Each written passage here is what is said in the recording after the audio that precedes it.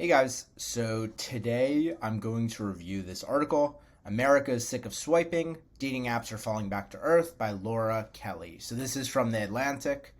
So yeah, my take when it first gets started, it essentially says, hey, dating apps started in early 2010s. The swipe really started with Tinder, very popular, gamified.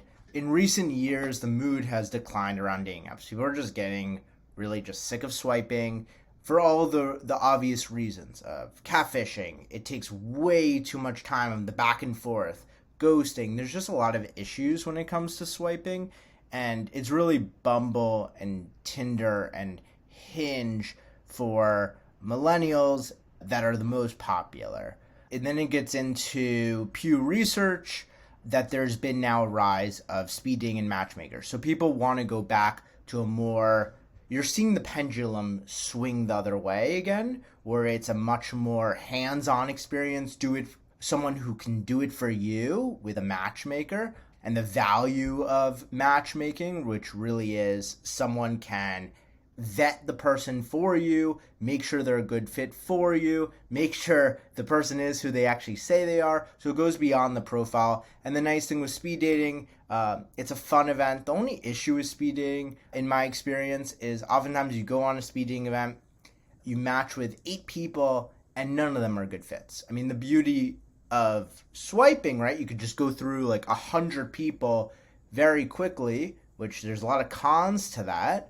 But the pro is you'll see some people you like. With speeding, it's really hit or miss. You could spend $100 and all 8 people you have no connection or vibe with. The beauty of matchmaking is they're going to do it for you. But again, the downside of matchmaking, it is going to be more expensive for obvious reasons. You are literally hiring someone. It's like if you want to improve your health, you're going to hire maybe a nutritionist. It's the same sort of thing. But again, you're seeing the shift away from dating apps.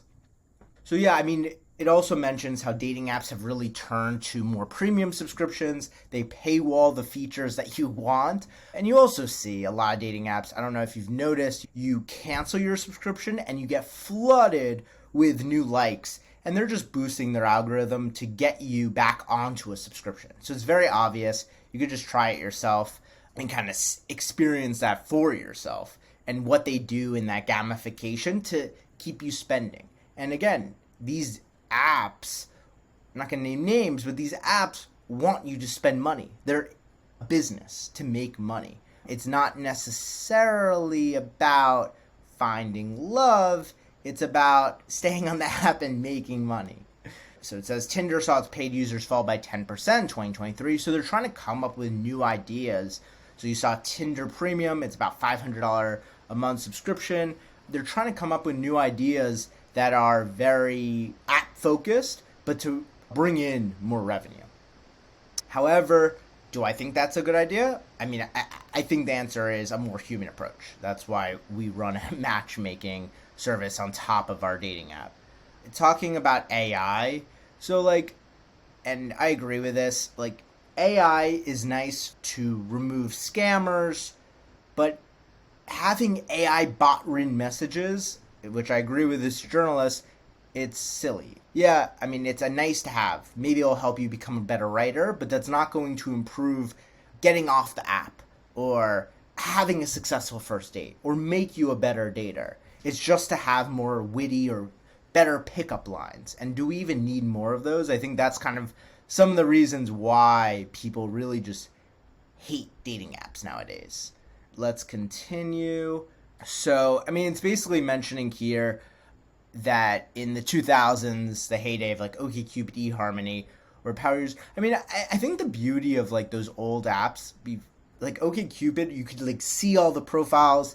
I think it was a little bit more fun. Now it's so swipe based. Every app has copied Tinder. I think you're seeing different shifts. At first it was web based and it was different profiles, and you're seeing a few more companies bringing that back. And then you also see a lot of these now swipe apps. And then now the next generation, there is going to be a rise of matchmaking and also speed dating events. But you could also see it as any sort of social activity. Whether it's meetups or going to pickleball, and you see these like social activities with the goal, yes, it's fun, but it's also to meet people that are like-minded. So getting away from the apps, because unfortunately, picking someone up on the street is now a dead art. People just are not doing it, and they're seeking out different activities that are more comfortable that aren't necessarily dating apps. So yeah, that's my review of this article. Hopefully it was helpful, and let me know your thoughts if you agree or disagree with anything that I said.